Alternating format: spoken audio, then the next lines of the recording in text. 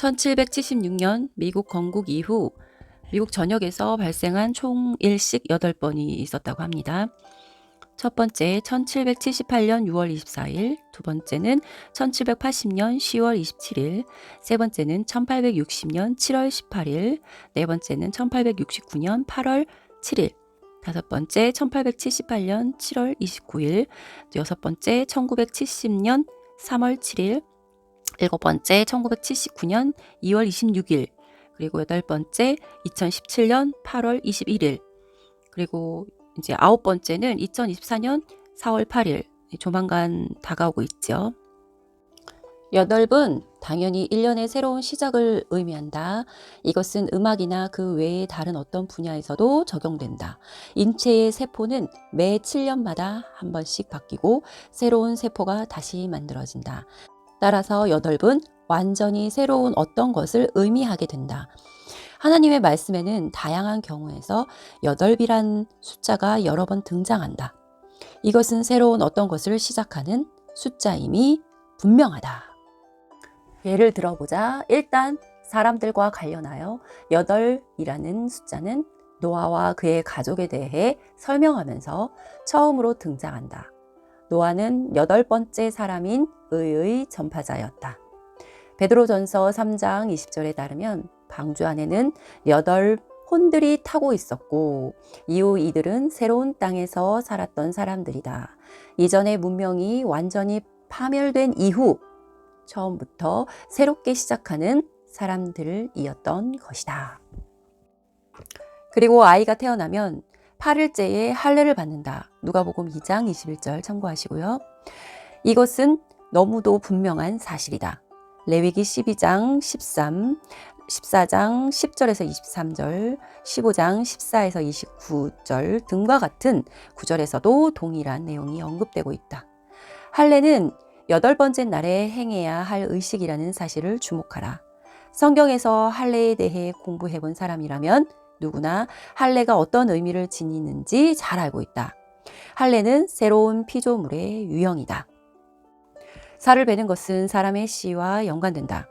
골로새서 2장 11절에 그리스도의 할례는 한 사람을 그리스도 안에서 새로운 피조물로 만든다. 그런데 구약에서는 할례를 8번째 날에 행했다. 바울은 빌립보서 3장 5절에서 자신이 8일 만에 할례를 받았다고 말한다. 아브라함 역시 8일 만에 이삭에게 할례를 행했다. 여덟이 새로운 어떤 것을 보여주고 있다는 것은 분명한 사실이다. 이새의 7명의 아들들은 한 무리로 묶여지는 반면 8번째 아들인 다윗은 그리스도의 예표로서 그들과는 구분되는 새로운 인물이다. 그럼 숫자 9는 성경에서 무엇을 뜻하는지 알아보도록 하자. 9은 열매를 맺는 것과 연관이 되어 있는 것 같다. 또한 언약들과도 다소 연관이 있어 보인다. 그리고 9은 그 의미가 확실하게 나타나는 이방인의 수, 10보다 하나가 부족하고 새로운 사람, 새로운 창조를 의미하는 숫자, 즉 8보다 하나가 더 많다. 또한 이 숫자는 우리가 하나님께 10분의 1을 드리고 남은 부분에 해당하기도 한다. 하나님께서 아브라함과 언약을 맺으실 때 그의 나이가 99세였다는 것은 9의 의미를 찾는 데 있어서 다소 의미가 있다. 로마서 4장에서는 죽은 것 같은 그가 결국 결실을 보게 되었다고 말씀한다. 그리고 그리스도께서는 이렇게 말씀하셨다. 한 알의 밀이 땅에 떨어져 죽지 아니하면 한 알 그대로 남아있지만 죽으면 많은 열매를 맺느니라. 아멘. 9은 열매를 맺는 것과 연관이 있는 듯하다. 왜냐하면 갈라디아서 5장 22절 23절에 열거되는 성령의 열매는 9가지이기 때문이다. 갈라디아서 5장 22절에서 23절 말씀입니다. 그러나 성령의 열매는 사랑과 기쁨과 화평과 오래 참음과 온화함과 선함과 믿음과 온유와 절제라. 이와 같은 것들을 대적하는 법이 전혀 없느니라. 이렇게 해서 9가지가 됩니다. 숫자 9가 무엇을 말하는지 계속 알아보겠습니다. 9은 새로운 시작을 알리는 8 다음에 오는 숫자이다. 분명하게도 창세기 9장 9절에서는 한 언약이 나온다. 창세기 9장 9절. 보라, 나 곧 내가 너희와 더불어 나의 언약을 확립하며 너희 뒤를 잇는 너희 씨와 더불어 나의 언약을 확립하고 너희와 함께 있는 각각의 모든 살아있는 창조물과 더불어 나의 언약을 확립하노니 곧 방주에서 나가는 모든 것으로부터 땅에 있는 각각의 모든 짐승에 이르기까지 날짐승과 가축과 너희와 함께하며 땅에 있는 각각의 모든 짐승이라. 창세기 9장 9절에서 10절은 첫 언급의 법칙에 따라 일련의 숫자들도 성경의 첫 번째 책인 창세기에서 그 이후로 등장하게 될 동일한 숫자들의 의미를 결정해주고 있기에 이 구절은 다소 중요한 의미를 지니게 된다. 9은 아이를 낳는 여인들의 임신기간과도 연관되어 있다.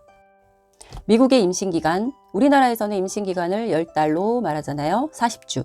근데 미국 드라마에서는 임신기간을 9달로 얘기하던데 이유가 뭔가요? 라는 질문이 이제 네이버를 찾아봤어요. 40주가 9달 정도 됩니다. 실질적으로 10달 다 채우기 전에 나오므로 9달이 맞을 수 있습니다. 정상적인 분만인 37주에 태어나는 경우 9달 이내로 태어나게 됩니다. 저도 큰애를 9달 반 정도에 낳은 것 같고요. 둘째는 8달 반에 낳았네요. 코넬료가 베드로와 관련된 환상을 본 것은 제9시경이었다. 에스겔서 24장에서는 9째 해에 관하여 말씀한다. 이외에 몇몇 다른 구절들에서도 9은 등장한다. 하지만 그 숫자가 무엇을 의미하고 있는지에 관해서는 결정적인 증거가 제시되고 있지 않다. 9은 분명 셋과 셋을 곱한 수로 구성되는 숫자이기에 좋은 의미를 지니고 있을 것이다. 또한 우리는 다음과 같이 조합해 볼 수 있다. 6과 셋으로 이루어진 조합. 6은 사람의 수이고 셋은 삼위일체를 나타낸다. 이것은 분명 열매를 맺는 것을 보여준다. 8과 하나로 이루어진 조합. 8은 새로운 피조물이고 하나는 일치를 나타낸다. 이건 역시 열매를 내는 것과 연관된다. 7과 둘로 이루어진 조합.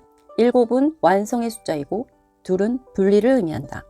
이것은 매우 특이한 조합으로서 숫자상으로는 특별한 의미를 얻을 수 없다. 5과 넷으로 이루어진 조합. 5은 죽음을 상징하고 넷은 그에 대한 완벽한 의미를 확실하게 찾을 수 없다. 만일 넷이 세상을 의미한다면 9은 세상과 죽음의 조합이 되고 결국 좋지 않은 의미를 내포하게 된다. 그러나 이상하게도 성경에서 9과 연관된 대부분의 내용들은 좋은 의미를 내포하고 있다. 그러한 내용들은 세상에서 가장 오랫동안 살았던 사람들과 관련되어 있다. 갈라디아서에서는 성령의 열매들과 특별한 연관성을 맺고 있다. 고린도전서의 성령의 은사들은 열매를 맺는 일과 연관된 어떤 영적인 것에 대해 분명하게 보여준다. 아브라함의 사례로 그는 99세가 되어서야 결실을 보게 되는데 9이 여인들의 임신기간 9개월과 연관되어 있다는 사실은 매우 의미심장하다. 그러나 여기에서는 이에 대해 단정적으로 결론을 내리지는 않겠다. 왜냐하면 아직은 증거가 충분하지 않고 또 한 가지 이상의 의미를 지니고 있을지도 모르기 때문이다. 아무튼 9은 중요한 의미를 지니고 있는 것 같다. 8과 9 숫자를 알아보았습니다. 왜 일식이 중요한지에 관해 과거의 역사적 사실들을 근거로 말씀드려 보겠습니다. 첫 번째, 두 번째 계기일식 때는 미국 독립전쟁 또는 미국 독립혁명. 미국 혁명은 1775년부터 1783년까지 8년간 벌어진 대영제국과 13개 식민지 사이의 전쟁입니다. 전쟁의 결과 13개의 식민지가 미국이라는 신생국으로 독립했다. 세 번째, 네 번째, 다섯 번째 계기일식에는 남북전쟁이 일어났습니다. 그리고 여섯 번째, 일곱 번째 계기일식에는 베트남 전쟁이 일어났고요. 여덟 번째 계기일식이 2017년에 일어났다고 하고 이후엔 2019년부터 역병과 전쟁이 한꺼번에 세상을 뒤집어 놓았고요. 현재까지 전쟁과 전쟁의 소문이 계속 이어지고 있죠. 그렇다면 아홉 번째 2024년 4월 8일에 있을 계기일식에는 그 이후에는 이 땅에 살고 있는 인간들에게 어떤 일들이 일어날까요? 어쨌든 지금은 전쟁, 전 세계에 지금 전쟁과 또 역병이 돌았죠. 계속 이제 제2의 팬데믹이 또 온다고 말들이 많더라고요. 주님 오시는 날이 점점 가까워져 감을 느낍니다. 저 사탄 종자들도 지들 메시아, 적그리스도가 오기를 아주 간절히 바라고 있는 것 같아요. 우리 구원받은 성도들도 간절히 바라고 있으니 밥상은 다 차려졌어요.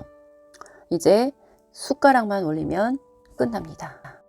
즉 예언의 성취를 위한 조건들이 모두 성립되었다는 말이지요. 데살로니가 전서 4장 이는 주께서 환호와 천사장의 음성과 하나님의 나팔 소리와 함께 하늘로부터 친히 내려오실 것이기 때문이라. 아멘. 그리하면 그리스도 안에서 죽은 자들이 먼저 살아나리라. 그 다음에 살아서 남아있는 우리도 구름들 속으로 그들과 함께 붙들려 올라가 공중에서 주를 만나리라. 그리하여 우리가 언제나 주와 함께 있으리라. 아멘.